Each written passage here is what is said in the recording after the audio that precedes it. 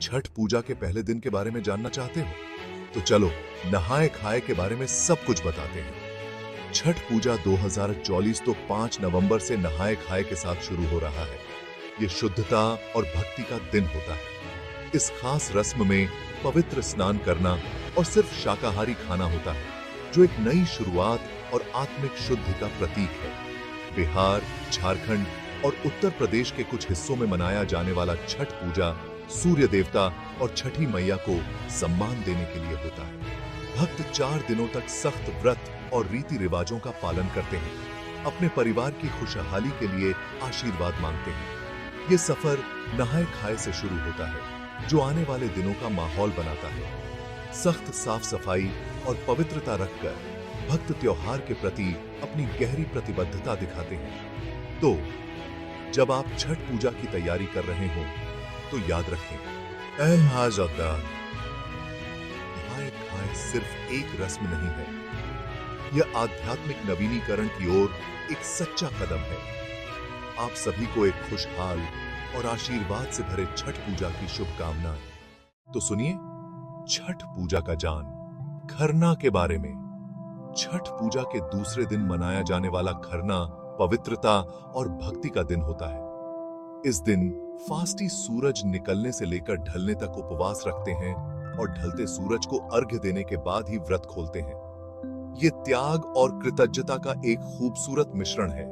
इस दिन खीर, पूरी और फलों के एक सादे लेकिन दिव्य भोजन के साथ व्रत तोड़ा जाता है, जिसे परिवार और पड़ोसियों के साथ साझा किया जाता है। ये परंपरा एकता और आध्यात्मिक शुद्धि का प्रतीक है।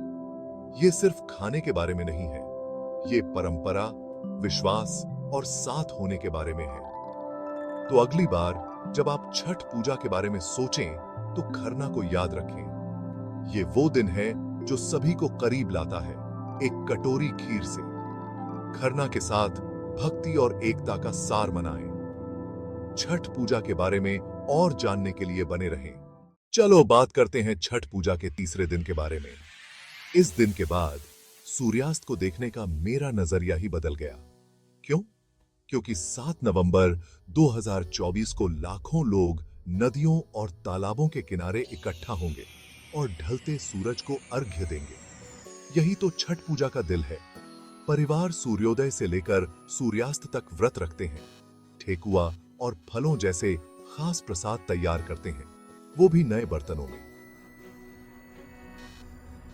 पूरा माहौल भक्ति गीतों, पारंपरिक नृत्यों और दियों की रोशनी से जगमगा उठता है।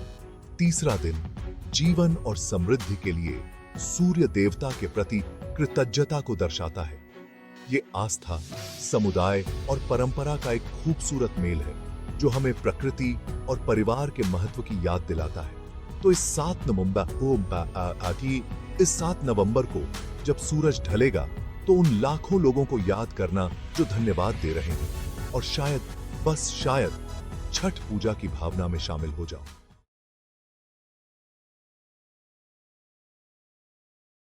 दोस्तों, क्या आपको पता है छठ का चौथा दिन कितना मायने रखता है? चलो आज इसे थोड़ा और नजदीक से समझते हैं। 8 नवंबर 2024, छठ का चौथा दिन। इस दिन सुबह उगते सूरज को अर्घ्य देकर भक्त अपना व्रत खोलते हैं। ये व्रत सिर्फ धर्म नहीं, बल्कि अंदर की गहरी श्रद्धा और समर्पण का भी तोहफा है। सूरज निकलते ही नदी या तालाब के पास व्रत रखने वाली औरतें, मर्द सब इकट्ठा हो जाते हैं।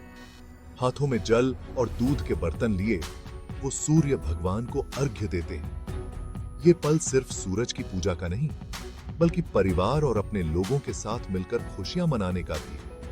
इस दिन की खासियत ये है कि ये हमें कुदरत और भगवान से जोड़ता है। छठ के इस पवित्र मौके पर हम सबके लिए ढेर सारी खुशियां, शांति और तरक्की की दुआ करते हैं। छठ माता की जय। ईसाई की